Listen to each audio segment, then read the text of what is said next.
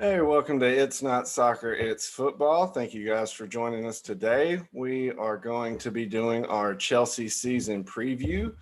We are joined today by a couple of Chelsea fans who I will introduce in just a second. Go ahead and just give a little background for myself on Chelsea.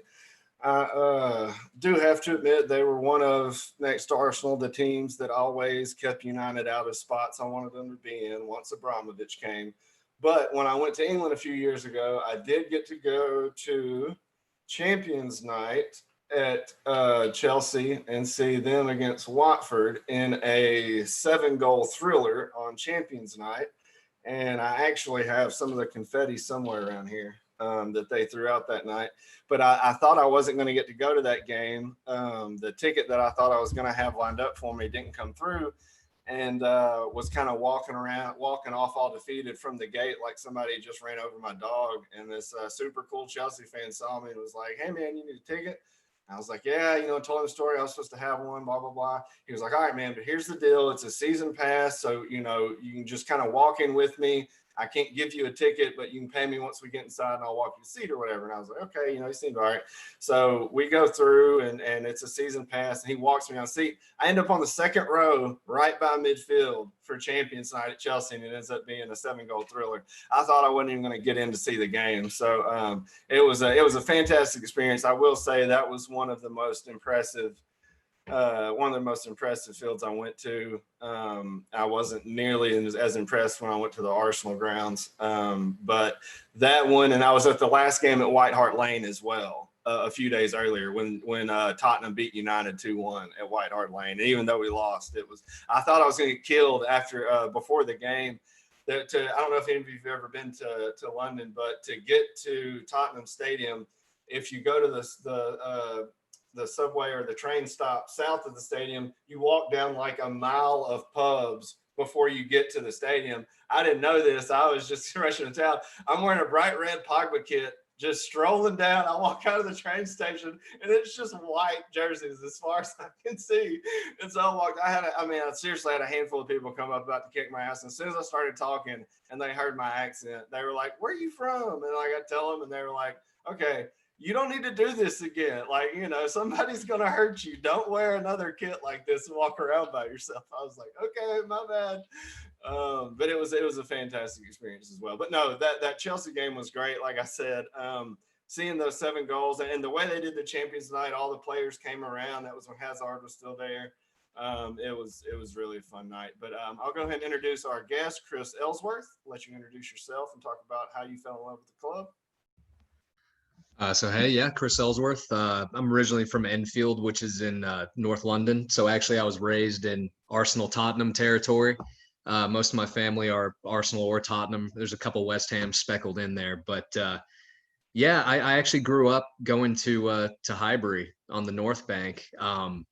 But I was always kind of the kid that I wanted to do something different from the family, and they never let me forget that. So I started going with my buddy to Stamford Bridge, and it was around 1997 or 96 that I think I really fell in love with the club. My uncle had tried to recruit me for years as the sole person in the family who supported Chelsea, but once I went to Stamford Bridge and I saw John Franco Zola, and I saw the old boys, Jody Morris, and I fell in love immediately. And like you said, Stamford Bridge, amazing venue, and yeah, it was no turning back for me. It's a tough one at the family reunion, but it's worth it. That's awesome. That's awesome. Appreciate the background. Morgan Smith, go ahead. Yeah, I mean, I definitely didn't grow up in London, so mine's not as nice. But I mean, I know I've heard people on the podcast talk about how, like, picking Arsenal because they play FIFA and it's the first one that pops up and stuff like that. I guess mine's not really that same class, but it's kind of another coincidental thing. Just back when my family would go to Europe in the summer for like trips and I wasn't going yet, you know, South America is the same thing. They'll have like just stalls of jerseys everywhere, like knockoff jerseys and stuff that you can just buy for cheap. My sister picked up a blue jersey because she knew blue was my favorite color and I played soccer. And came home and it was a Lampard jersey. And I think I had it in the closet for a bit. and wore it every now and then and played FIFA. And then I think I didn't really start like religiously watching until I got into college, and my freshman year would have been 2011, 2012. And that being the year that we won the Champions League, it's kind of a dynamite year to pick everything up and get going with it. And ever since then, I picked up, caught a few games in the States when they've come over for like International Champions Cup and stuff like that. And then kind of had some Instagram stalking and meeting the players in there too. So, all your different venues, and then catching all the way to the Sunderland game, the end of the 2017 season, and seeing John Terry in his career with Chelsea. So it's been definitely a wild ride, and definitely when I hopped in, it was a good time, and it's been crazy since then. So yeah. Awesome. Appreciate the background, and of course, as always, my trusty co-host over there, Mr. Mason Shuffield. What jersey you got on there? Show the people. Rocking Pulisic Dortmund today, man. It's all I've got. It's the closest I can do to Chelsea. I don't own a bunch of kits, but I mean they're getting a special one. So I came very close to rocking my Pulisic USA, but I have too many United kits to get through before I start wearing other kits first. And then while we're talking about I guess origins of how you fallen in love with the club, you guys are obviously in the Premier League Central Arkansas group. What's you guys support group in if they want to find more, if they want to get involved as Chelsea fans, where can they find you? I guess that's a take it away. The guy that's not in Arkansas right now, but that's all right. No, so it first started out with, I'm going to get it mixed up because I was on the other one, but now we're Central Arkansas Blues, right? Yeah. So ever since we got the formal, club affiliation of like a supporters group in America, we changed it to that one. So it's Central Arkansas Blues, and we've got the Facebook page. I'm pretty sure someone shared like the list of the different groups on the Premier League page a while back, so it's on there. But of that group on the announcements, they can find you there. It's also in the link that Daniel has posted for this as well, I believe. Yeah, appreciate it, guys. Appreciate it. So that history was always fun to hear how guys fell in love with clubs, especially some of the guys from America. And I really like hearing a guy from London who decided to buck the family trend because, who doesn't like pissing off family? Going on to our before we get into our actual season preview, just wanted to kind of talk a little bit about the history of Chelsea, ask you guys kind of who's your favorite team or best team you feel like in history. We'll kind of keep it to the recent Premier League history, but just what would you go with? One of those Drogba-led teams up front with Lampard in the middle, or who would you say? Go ahead, Chris. Thanks, Morgan. I would honestly go with and this is a tough one, but I would go with Ancelotti's team in the 2010 season. I think that team really laid the foundations for that Champions League success that we came to in 2012. And I just thought that team that he put together, Ashley Cole on the left, we had Carvalho, Ferreira, we had Alex, Essien. I mean, the names go on and on. Malouda, Lampard, Terry. I mean, it's an amazing team. And then up front, of course, Didier Drogba. And honestly, he doesn't get a lot of love. And a lot of people will look at the goals and look at 50 million. But Fernando Torres had a good time in a Chelsea shirt for me. And I'll argue that till the day I die. But that whole team for me, from top to bottom, was just astounding. And I think 2 8-0 wins in the regular season definitely put a little gloss on it. But great team. I can't think of a better team than that. Yeah, Essien's always been who I consider one of the most underrated players of all time. Just an absolute bull, could get forward, could get back, was always tough on a challenge, just extremely strong for his size and could really do it all. Kind of like N'Golo Kante before his time, but a little stronger version of him. Like he was just kind of really stout. Morgan, what was your kind of favorite team or best team from history? I feel like I give an answer that a lot of Chelsea fans would really hate, but mainly since like the electric years for me happened with the 2011, 2012 year. That's kind of the ones the players that I held on to. And then when like Gaz left a couple years ago, going to Crystal Palace, also him hurting his leg at the end of that season last year, hurt so bad. And people were like cheering for it. Sorry, this is off topic. Anyway, those players, they hold like special places. But that's why seeing Frank and everyone back, and Ashley Cole's in the business now, Czech's back. But even like players like Oscar, I remember when he first started at one point, I was like, oh man, he's going to be a little messy someday. And then he went off to the Chinese Super Leagues and it kind of crushed that hope. But, he's talked about and maybe coming back to the Premier League. We'll see. But, good one. I like it. Those teams were, like I said, when United was, those were, after that 99 class and the Beckhams and some of those guys started to fade away, it was, the Ronaldos and the Rooneys and the Tevezes, and that we really had some solid teams there, late 2000s, early 2010s. And it was, every year for a few years, United, Chelsea. And those games were so fun. Those seasons were so fun. Even when your team didn't finish on top, it was just, you had to respect the other team because they were, even though a lot of United fans love to trash Chelsea because Abramovich bought it all and no history, blah, blah, blah. What do you want them to do? Just to accept mediocrity and be happy with it? I'd be thrilled if somebody came to my club and spent a bunch of money. Hey, Abramovich, if you want to buy United and sell Chelsea, I won't complain. I can't stand our owners. They just take money out of the club. Abramovich is putting money in it. So, I don't feel like that's a reason to kind of get down on them at all. And like I said, I have a lot of respect for them and really enjoyed getting to go to the stadium, even though I'm probably not supposed to say that as a United fan.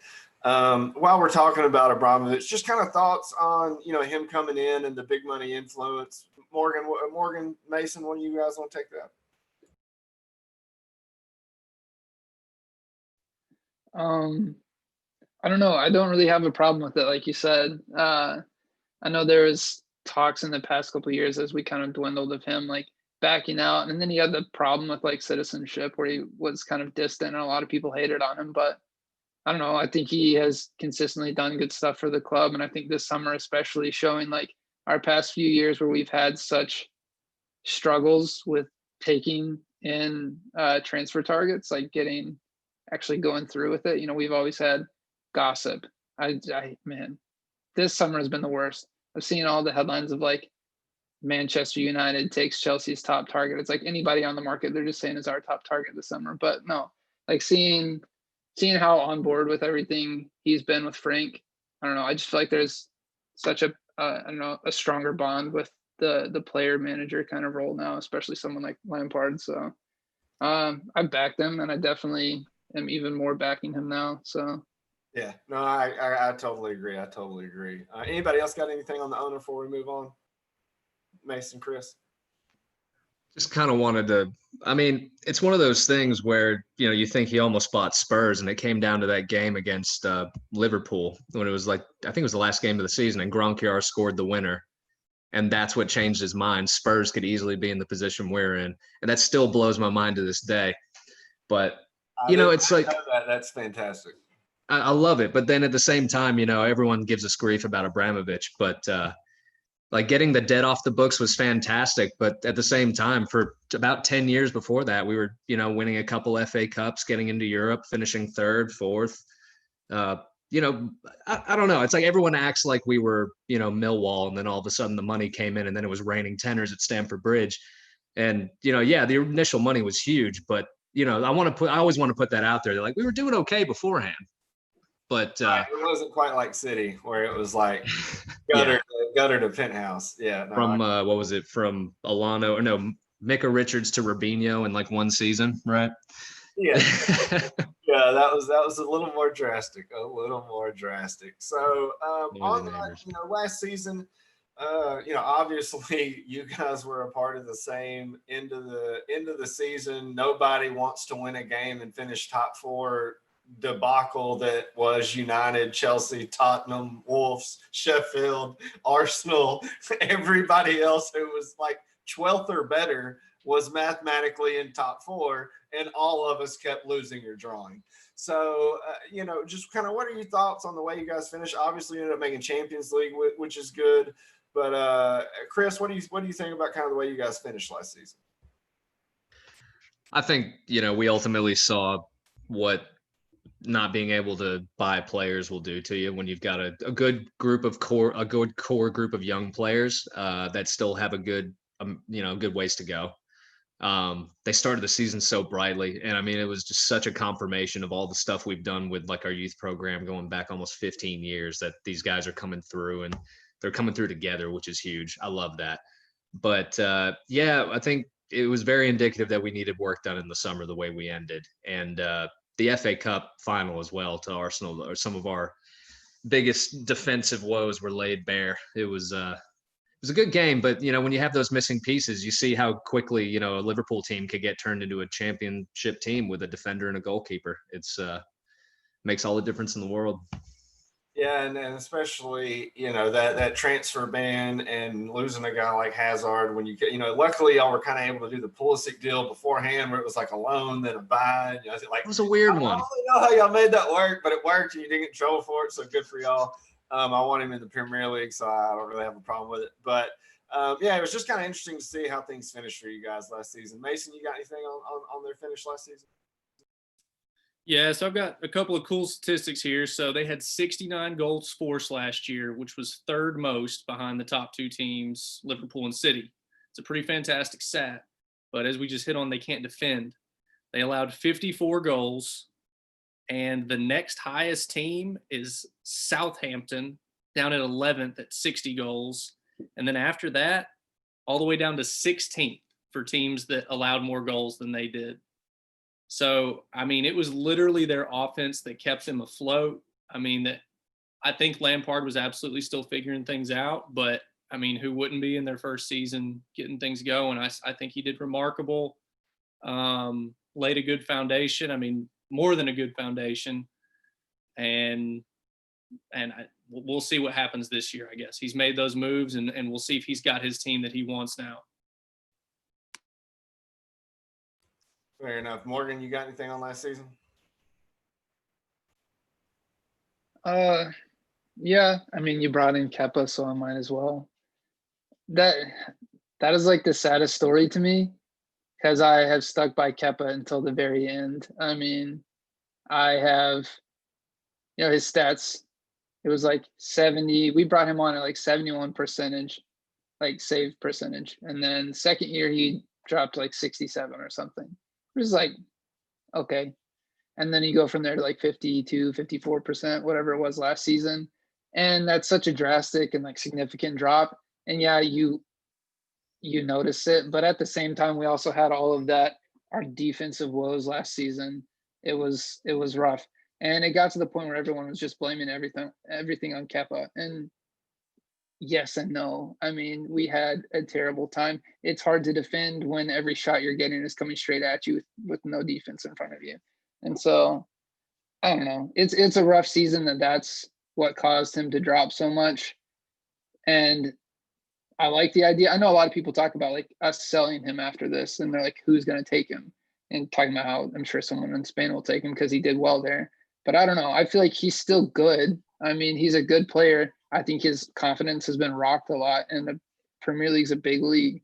And I think bringing on Mendy is going to be huge for him if they let him stay. I mean, you don't want to bite the bullet and lose 70 million. Like, that's a huge price. I don't know. I think he's still young. Keep him in there. Let him grow. But that's my biggest thing with last season. We got a lot of grief and heartache for that, but I don't know. Hopefully we can make a little bit of a silver lining out of it. Looks like y'all are signing a new keeper anyway, so I think y'all will be okay now. No more 7-year contracts. Y'all are signing everybody anyway. So yeah. While we're talking about that, off-season signings, seemed like you guys just dominated. Lampard's really getting backed by the owner. Everybody he seemed to want, he brought in. I think the probably most underrated signing y'all made was Thiago Silva for free, because I think y'all need some solidity and experience in the center of your defense, and I think he still has a couple of top seasons left in him. I think Chillwell on one side and Reece James on the other is going to be tough for people to handle. And then obviously the big names up front with Werner and Havertz. It just seemed like, and now I'm hearing y'all are going to go get Declan Rice once you finish up with the goalkeeper y'all are signing. So just kind of thoughts on signings and how y'all seem to be owning everything. Mason, you want to start this off on their signings? I mean, we've hit on it before. They absolutely won the offseason. They signed anybody and everybody. I will say, I don't want to hit too much on tactics right this second, but what we missed those first two games that we saw from their new signings is none of them are target men. And last season, Giroud and Tammy Abraham were target men. They leaned on that long ball a lot, and as of right now, they don't have that up top. So I'm very curious what Lampard's plan is for these players and exactly how they're going to fit into what he's trying to do.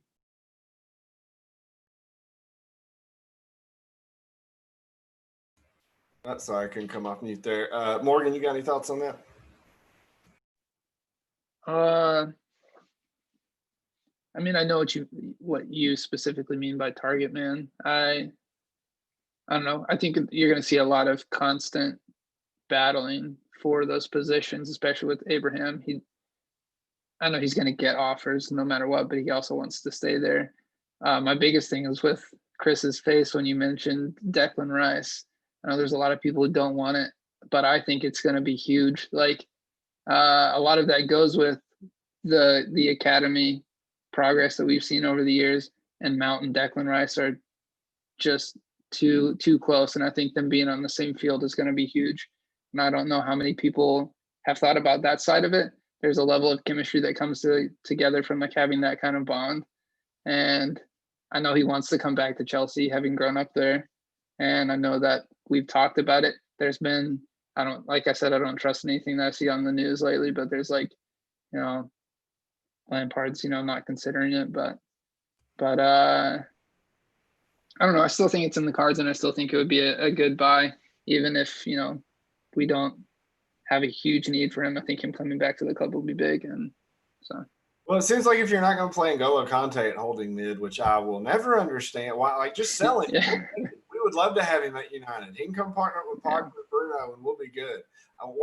Can somebody answer why you have the world's best defensive midfielder and never let him play defensive midfield? Either one of y'all? Anybody? Frank's got a plan, man. I don't know if it's going to work, but he's got a plan. The latest thing I've seen also is that they're after Guendouzi and supposedly have offered either Jorginho or Conte as part of the deal. I mean, obviously there would be a lot more going on than that, but I think they want like an absolute bully in the midfield. And I don't know. Did they watch Leicester win the title? Did they watch France win the World Cup? I'm just curious, because I did, and the guy I saw was the best defensive mid on the planet. I mean, no argument here. 2 seasons in a row, both club and country. So to think he's fallen off that much all of a sudden, when you're starting him as a right attacking winger, and I don't understand. I don't understand it. I think Lampard overall has done some good things. But the last coach was playing Conte out of position too. Y'all always play what's his name as the holding mid. So I don't know. Chris, what's going on there? Am I missing something? Is N'Golo Kante not one of the best defensive mids on the planet? Oh, mate, I think everyone sings the same tune as far as that goes. I mean, I want to see him sitting right there in front of the back line, shielding everyone. I don't want him getting forward. If anything, I'm very not sold on Jorginho. His pass percentage is amazing, often sideways. It's all good, whatever. But I just think it's the antithesis of what the DNA of Chelsea's football has been for so long. Like we talk about, target men. What I would love to see is what France did at the World Cup. Have Giroud. He doesn't even have to contribute goals that much. Stand up front, come into the false nine position, allow our wingers to play it into you, and then bring people forward with your hold-up play, and we just get in the back with our pace. I mean, we did it with Hazard. It worked. It just it seems to me a missed opportunity. But at the same time, when you spend that much money, I know there's pressure behind the scenes to get all your new signings out on the pitch. So there is that stuff behind the scenes, I think, that does get played a little bit, where it's like, 70 million, where is he? Yeah. I know it happened. What's Chillwell's status? Is he, how far out is he from playing? He's good now? He played the previous game. He came on for about 15 minutes, I think, right? 15, 20?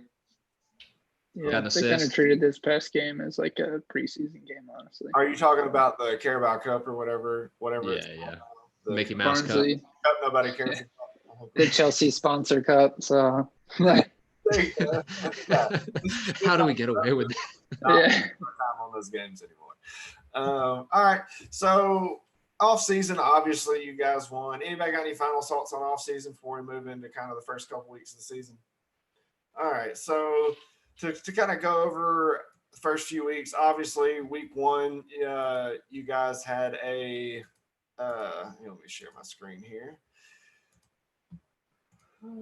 Week one, you guys had a nice game against Brighton. Brighton played even, surprisingly well, considering I think that, you could tell that, Werner was kind of new, even though he was figuring things out, like the skill obviously pops immediately. Like that first run he made, you can just tell the way he controls the ball and immediately gets on and is looking to attack.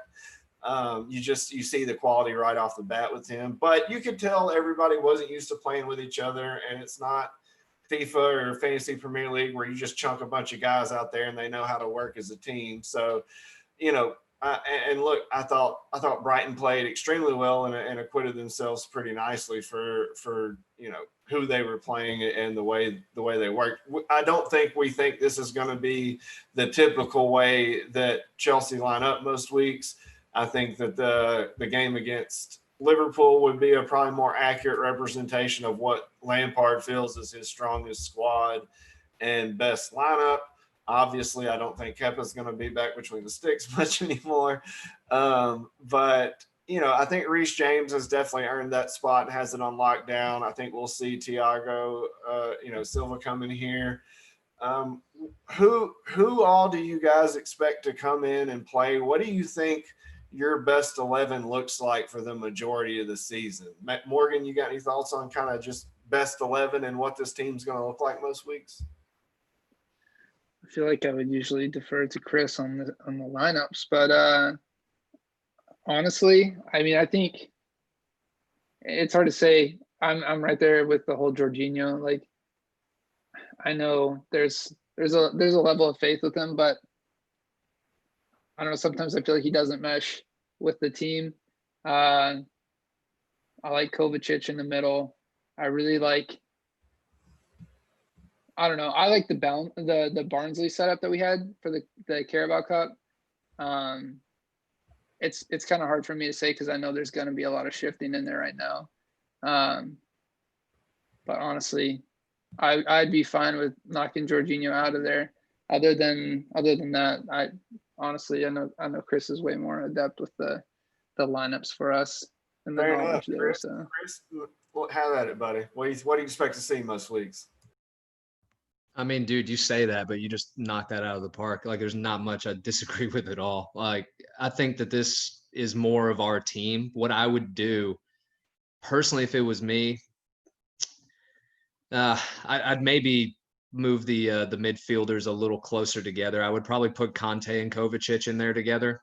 That's just me. I like a good bit of grit in the midfield, box-to-box action for Kovacic. I want him to kind of travel a little bit. I want Conte to drop back in and protect the back line whenever we have a quick break.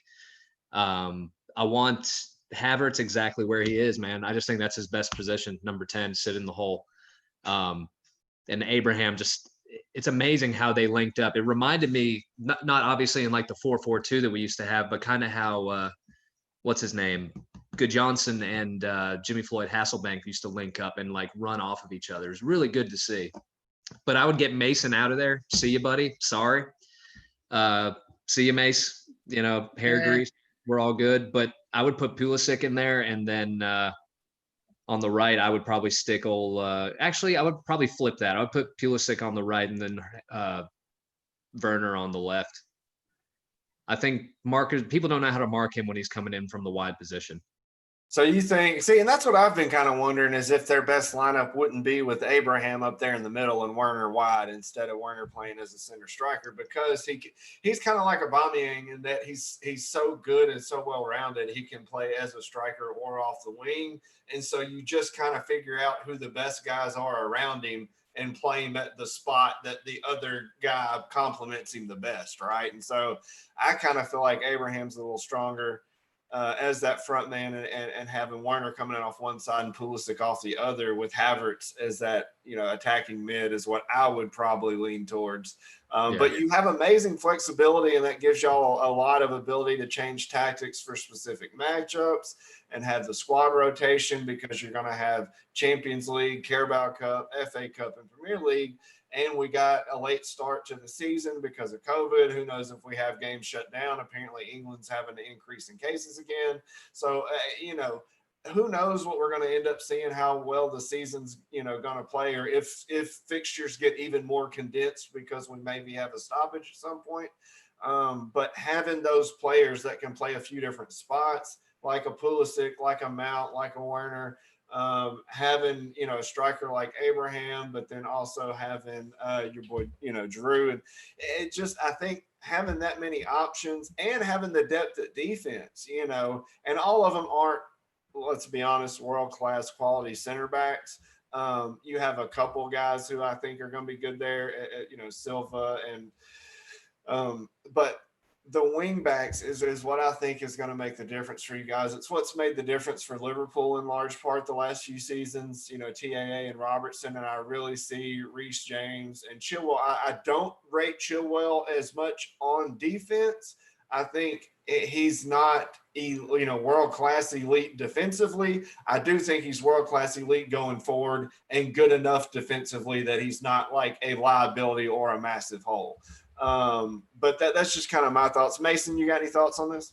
Absolutely. I think you hit it on the head with Reece James. I think that guy may be the most unsung hero on that team right now.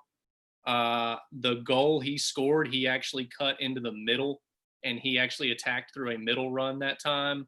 But most of the time through both of these games, we've actually seen Reece James do overlapping runs. He sent in a team-high 9 crosses last week. All of creativity is coming down the right, and it seems like all of the counterattacking is coming down the left with Werner. I don't know if that's intended or if it's just happening that way right now, but I'm really high on Reece James. I think that guy is absolutely fantastic. I do have a question for you guys. Do you see Loftus-Cheek getting substantial minutes this season? I mean, that guy was like kind of emerging, 2 years ago, and then he broke his leg, or he had some kind of serious injury, and now is he going to be something, or is he a bench player? I mean, you go ahead, Morgan. Okay. I think that's a really difficult one. I think that falls into the area of Lampard and Jody Morris, players who really have a place in their hearts. And it's besides that, he's a great footballer. I mean, that's facts, that's known. It's not hard to have the injuries he's had and like come back out of it, especially when he started getting into shape. And then COVID happened, and he kind of like right when he started to get back in it, got knocked back. So I don't know. Right now, I don't know if it's going to be like him coming out strong. I think he'll probably play in some settings of like lower stakes games to get his confidence back up. But at the same time, you need to see him playing minutes to get that confidence built back up. So I don't know. That's a tricky one. I really think that Lamps and Jody want him out there. And I think they're trying to get him fit and confident to be out there, because he is that bulky person that you want out there. He can push through when he's confident and moving and healthy. So I think our side needs him, and I think he's good enough to be out there, but he just has to get back in the right mindset. He had some mistakes for sure against Brighton, but they leaned on him a lot. It seemed like they were trying to get him the ball. It was play the long ball to him, and then it was release Werner. I mean, that's what we were seeing. Like the whole team seemed to sit back for the most part in their shape. It was get Loftus-Cheek the ball and then get Werner just to do his thing. I mean, that's why he's there, right? So I like the guy. I'm a big fan of his, but it's just such a crowded offense right now, and he definitely leans more towards the attacking side of the midfield than the defensive side. Does he not? Yeah, I don't know, man. It makes me sad because he was coming on really strong, and to think that we sacrificed his health for a nonsensical friendly before the Europa League final in Baku. I mean, we went to the States and had a game on turf, and then he does his knee. It blows my mind. But yeah, it's a shame. I'm hoping that he kind of finds his place in the team because he is our boy. He's a Chelsea boy. He loves the club. He's a freak of nature athletically. Yeah, I just think, like you said, Mason, I think you hit it on the head. Finding your place in this team is going to be really tough. And I'm hoping that the money we've spent doesn't kind of hinder some of the progress that our academy products are going to make. Like Callum Hudson-Odoi, that's another one coming back from injury, finally got some minutes, but is he going to get a lot? With the lineup we got going on, I don't see a lot of minutes for him in big games. Yeah, that kind of swings both ways. I know personally, relating it to my club and United, I would much rather be in the situation we were in a decade ago when we would bring in a Tevez and a Berbatov after winning a title and already having a Rooney and a Ronaldo and listen, if you want to play, do a good job. And everybody kind of raises their level and realizes, like, I have a chance of being gone tomorrow. A quick story I'll share that I heard from Rio Ferdinand the other day said that he was a young guy at the club and he was walking around with Dwight York, kind of palling around talking one day. And Ferguson, hey, Rio, come over here, and pulls him aside. He was, asking him how he's going. You enjoying things at the club? Yeah. He's like, cool. He's like, you want to be here for a while? You want to do a lot of things? Yeah. He said, you want to, really, really make your career the best you can at United? I said, yeah, boss. Yeah, that's exactly why I'm here. He said, quit hanging out with that guy. He's going to be gone in 6 months. And he said it just floored him. This was Dwight York. They had just won the treble. This guy was a local hero. And I mean, York's back at the club as an ambassador now. But it just made that impression on him as an early player. Like, it doesn't matter what you have done. If you can't help this team win, you are gone tomorrow. And he said he never forgot it and played practiced and played his whole career through injuries and everything else because he didn't want one of the young guys to come take his spot. And I think that just raises everyone's level around you. I've been kind of worried about the, De Gea, Dean Henderson situation at United, but I think at the end of the day, those mentally strong people, those are the guys you want when times get tough. And those are the guys that rise to the top in those situations. And so those things will work themselves out is the way I look at it. The best guys will end up playing. The guys that maybe aren't strong enough, at least you go ahead and find out on the front end. You can loan them out, you can sell them, whatever, get them games, and then bring them back into the fold when they're ready. So, while we're talking about that, let's go ahead and take a look at the rest of the season for you guys. Your next game is West Brom, which should be a game you guys can win. And after that, a tough Crystal Palace team who just gave United everything they wanted and more, and have a Zaha who's in form, a solid midfield with McCarthy and MacArthur. And really look like they are going to be a team that gives a lot of the top teams fits. Then, of course, after that, Southampton with Danny Ings, who's been in great form the last 6 months, and then a big matchup with United. Then the Sheffield game, followed by the Tottenham game not too long after that. So just kind of first third of the season, general thoughts on the schedule and how you think things are going to go. Chris, you want to start off on this one? Sure. Honestly, aside from the West Brom game, which, like I was saying before, with Slaven Bilic, I'm always kind of looking at him sideways because that man is a genius as far as I'm concerned. I don't see an easy game going into December. Honestly, I mean, these all look pretty tough. We got some good teams we're coming up against. I remember, but the last Chelsea game I was at actually was Burnley Chelsea at the Bridge, and Danny Ings scored against us right after Nemanja Matic got sent off. Danny Ings is next level. He's finding himself. That's a team. That's a game I'm looking towards against Southampton. They could definitely upset us at home. That's the other thing too, man. I mean, all the games having no fans, home almost doesn't mean anything anymore. So it's amazing. I mean, any of these games you could ostensibly lose just on atmosphere alone if you don't come out the right way. But I'm looking forward to the Chelsea Tottenham game. I'm looking forward to coming seeing your mob over at the Theater of Dreams. And yeah, I don't know. Everyone's in very interesting situations. I look at all these teams and it's like they're all in flux. The only one that seems truly firing on all cylinders aside from defense is Everton, right? I mean, they're killing it right now. Yeah, they do look very good. And you're right. There's so many teams where it's like, all of these games, I wouldn't be surprised if Chelsea won, drew, or lost. It's just because they have so much talent. I wouldn't be surprised if they beat any of these people because they hadn't had time to gel and are getting guys back from, health and worked into the team and figuring out what their best lineup is. It wouldn't shock me to see them drop points early in the season either. So, Morgan, Mason, either one of y'all got thoughts on this first third of the schedule before we move on? Go ahead, Morgan. Yeah.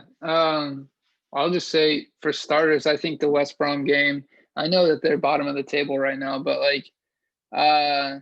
I'm looking forward to it a lot. I know Slaven Bilic, I do have a lot of respect for him as well, but it's going to be a return of Branislav Ivanovic, seeing him. And I love that guy a lot. He's in the teams that I first started really following with Chelsea, religiously, but no, they're going to be a good team this year. I mean, I know they're not right now, but I think they're going to have growth with us loaning out. I'm pretty sure Conor Gallagher went to West Brom, right? He's a star player for us. He's going to be big in our future. But no, that's the thing with, like Chris said, with everything being no fans right now, it's kind of either way. But at the same time, I know I've always in the past looked at spans of games that we have with teams that someone would consider as chance for us to pick up points. And I know that they kind of are, but at the same time, those are the games that I also don't trust at all.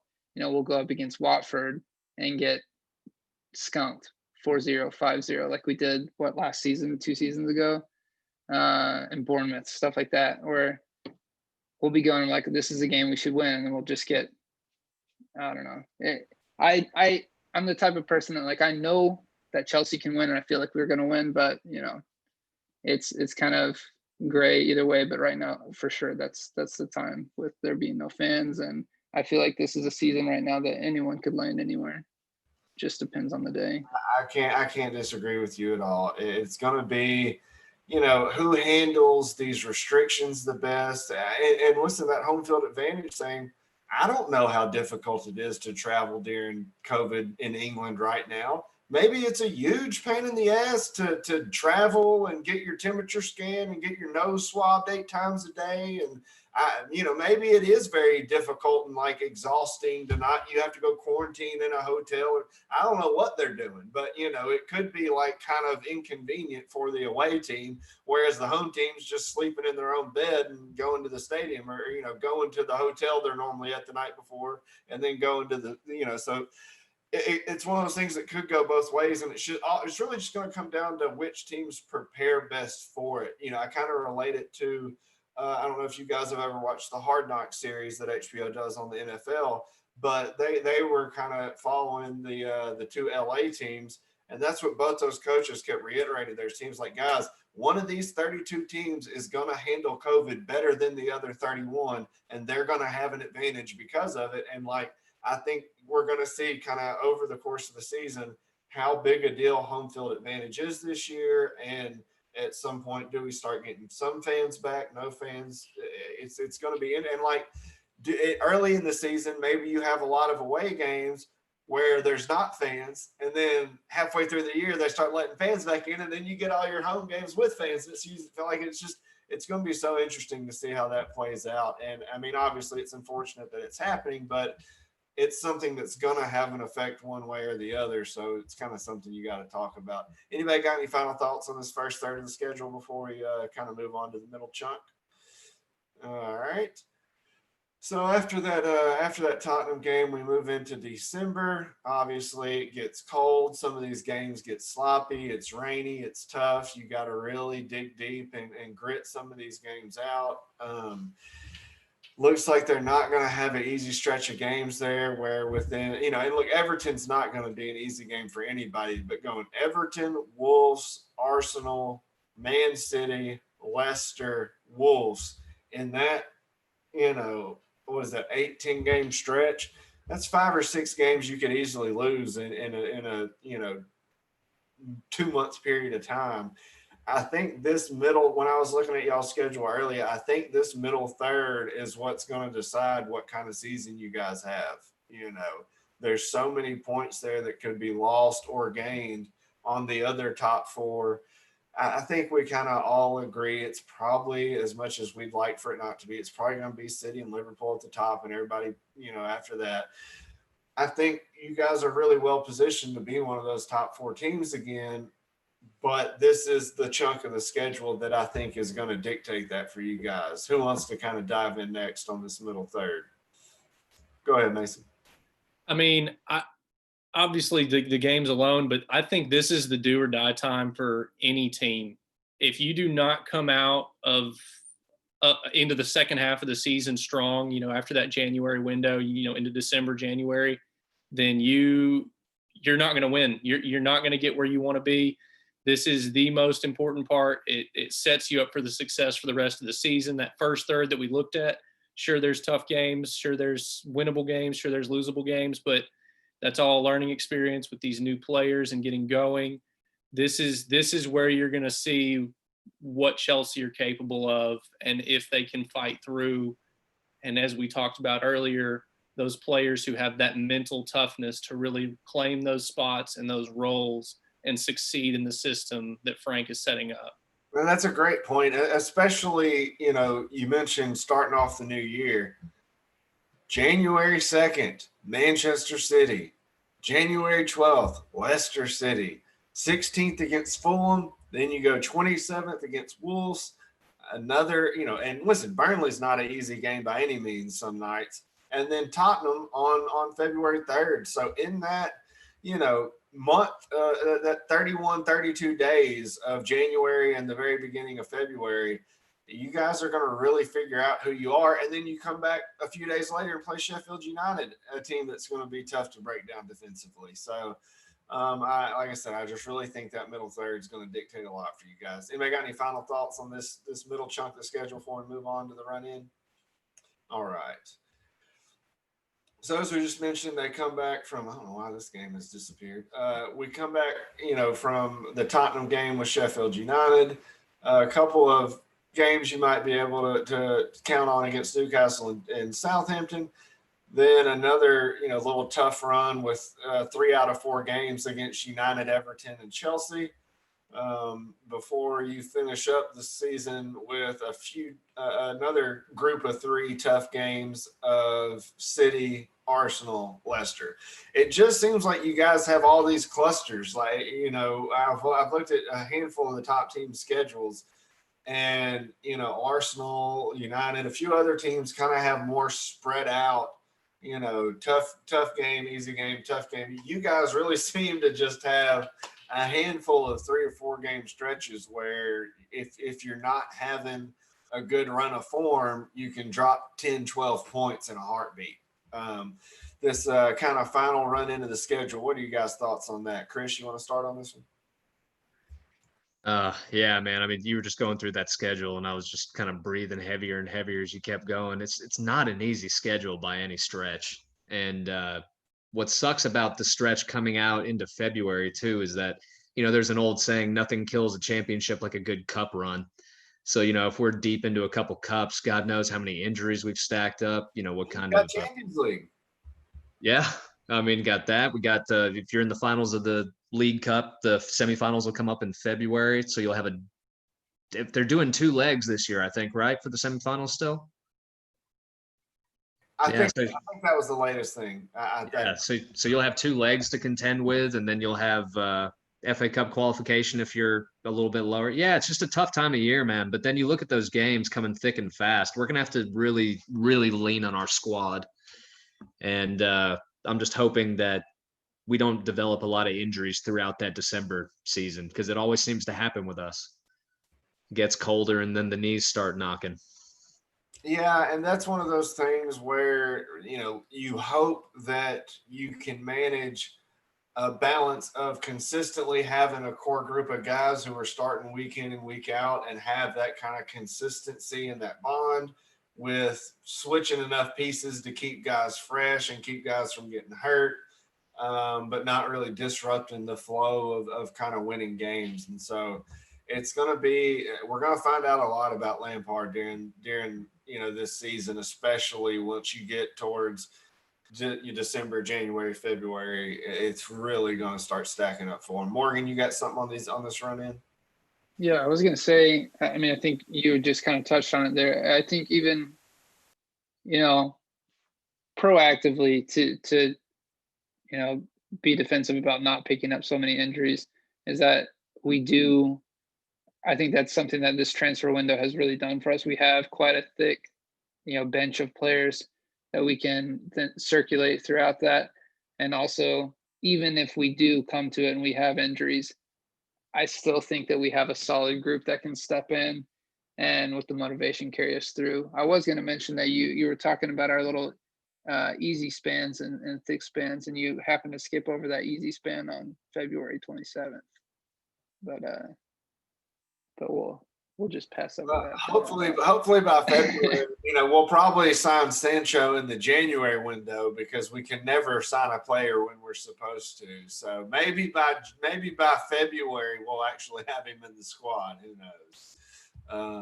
But yeah, that run in for you guys is going to be a brutal one, but it's almost one of those things I'd kind of rather have, where it's like, you have important points you can pick up, and you can make up ground down that stretch if you need to, or you can ensure that you're defending your top spot, and you're not like having to count on the charity of others screwing it up down the stretch. You actually have your destiny in your own hands, because you're playing those teams who are above you or who are also battling for those Champions League spots. So it's a blessing and a curse. It goes both ways. That's kind of how the run-in looks. Before we wrap this up, just kind of want to get everybody's predicted finish.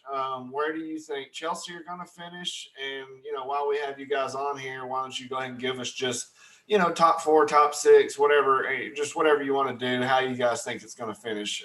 Morgan, why don't you go ahead and start that one? All right. I know everyone's picking like Liverpool and Man City, and I just think they're going to choke, and I really hope they do. I don't know. I feel like Pep and his squad have been in such good form the past couple of years. I don't know. I just feel like every now and then you get a case of the team choking, which, looking at those two teams, you don't expect either of them to really. But I don't know. I'm the type of person that always thinks we're going to win the league, even if we don't. I know people will just talk trash about our team, and we could sit there and score 3 own goals, and I would still cheer for our team like nothing was happening. I don't know. I think we have a good chance to jump back in. I think Frank had a good year considering what he had at his disposal last year.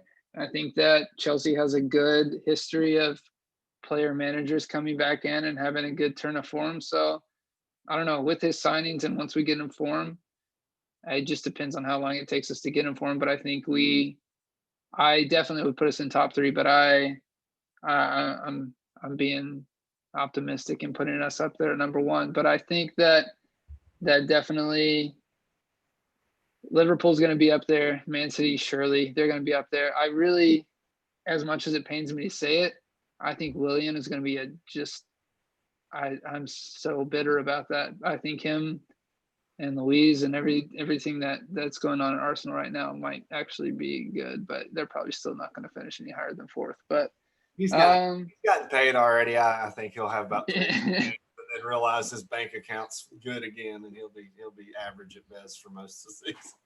Yeah, I really think that like Wolves or someone or Everton could pop back up there in the top 6. But if Zaha keeps up what he's doing right now, he'll have a good chance. But yeah, I'm not gonna. I really don't know who's gonna pick up those other spots. So I'll just say, in my opinion, top 4 is gonna be your usual what you've been hearing: Chelsea, Liverpool, Man City, Arsenal, maybe. I like it. All right, Mason, what you got? Or sorry, Chris, what you got? I mean, I'm with Morgan on that. I'm always going to say we're going to win the league until we absolutely don't. But excluding that, if we're going purely sober, non-biased thinking, I'm probably going to say I see Liverpool winning the league. I think it's going to be close. I'm going to go Man City. I'm going to go Chelsea third. I'm going to go, and this might surprise some people, but I think Man United are going to click on. I think Man United are going to finish fourth. Fifth. I'm going to say Arsenal fifth, and just to keep everything proper and that I can go to sleep tonight, I'm not going to list Spurs as sixth, so I'm going to go old school and say that the good years are coming back to Merseyside. Everton's going to get sixth, get back in Europe.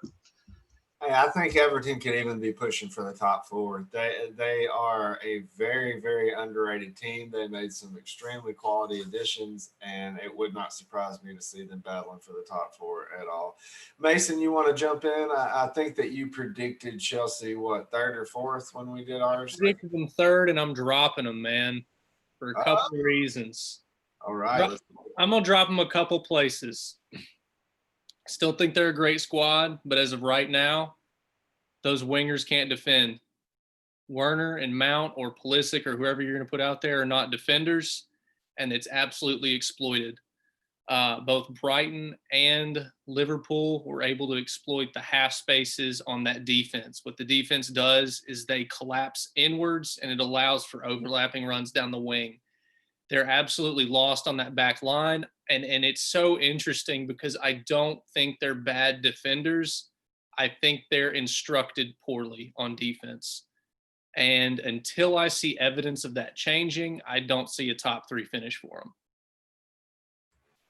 Fair enough. All righty. Well, that was everything we had. Anybody got any final thoughts before we get out here? Anything they want to share before we wrap it up? Going once. All right, go ahead, Chris.